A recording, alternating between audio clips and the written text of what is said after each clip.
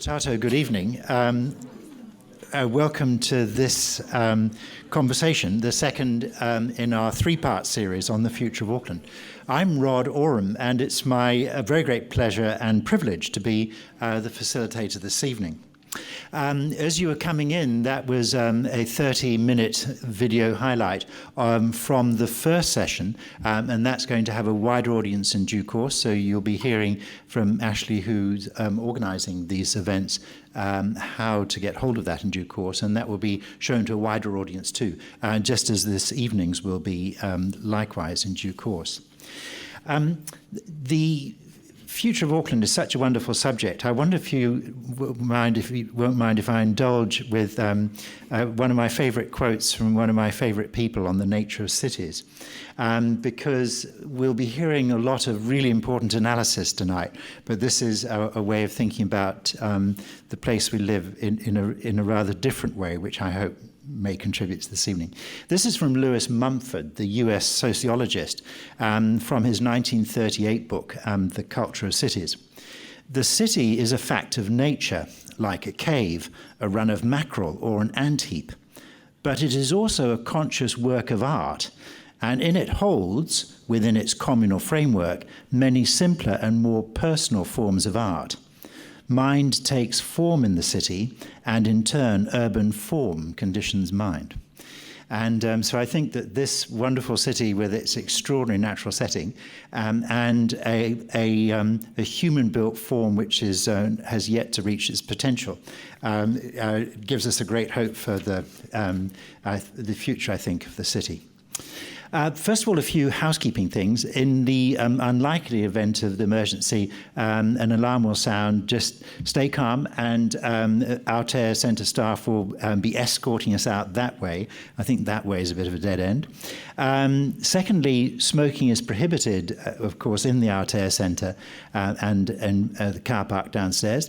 The bathrooms are a little hard to find. They're just out of the door, and then around here there's some stairs, and you go down the stairs and you'll find them down there. But then there's a water fountain just round there, the other side of that pillar, if you fancy some water in the meantime. And finally, please turn your phones to silent, but not off, because we will be using Slido as an interactive question and answer way of participating in the discussion. I'll come back to signing on to Slido in a moment.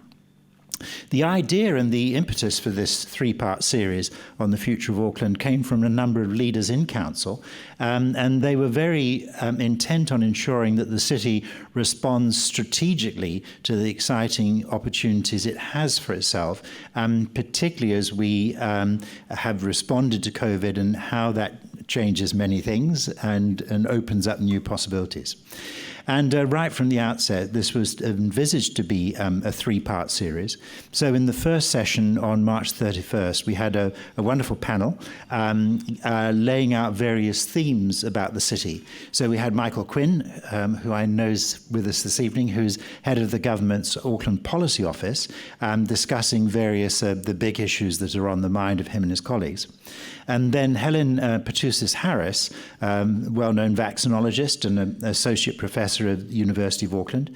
Patrick Reynolds, who is also with us this evening, an expert in urban design and transport and a current board member of Waka Kotahi NZTA.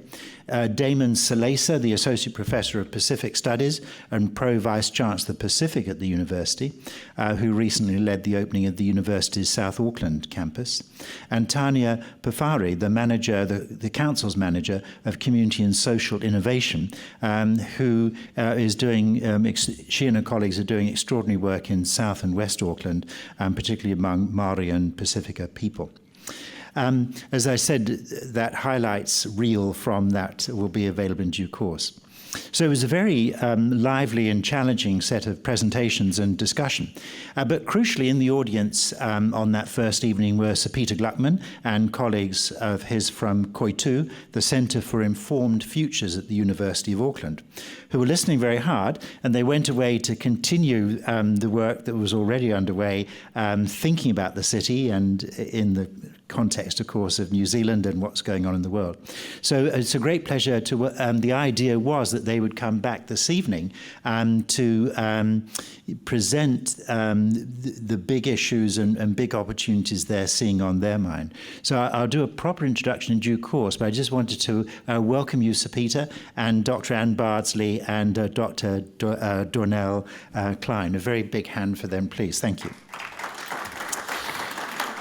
So between the three of them, they will be presenting sort of 5 segments on specific but quite broad topics. And then after each segment, we will have approximately about 10 minutes of discussion on each. So that's when the interactive bit is really important. There are 2 microphones here, so you could use those, and please do if you want to make a comment or ask a question, because that's very important for the video recording.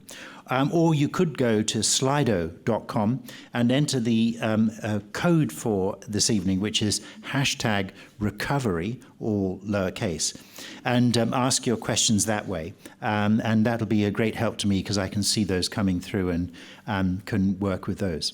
And then in due course, there will be a 3rd session in this series, which will take the form of a planning workshop in Council on a date still to be set.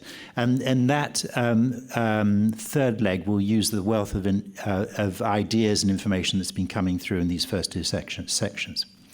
So that's the format for this evening. So it's a very great pleasure to welcome up, to give you a formal welcome, Phil Wilson, who's Head of Governance and CCO Partnerships for Auckland Council, to say a few words. A very warm welcome for Phil, please. Thank you.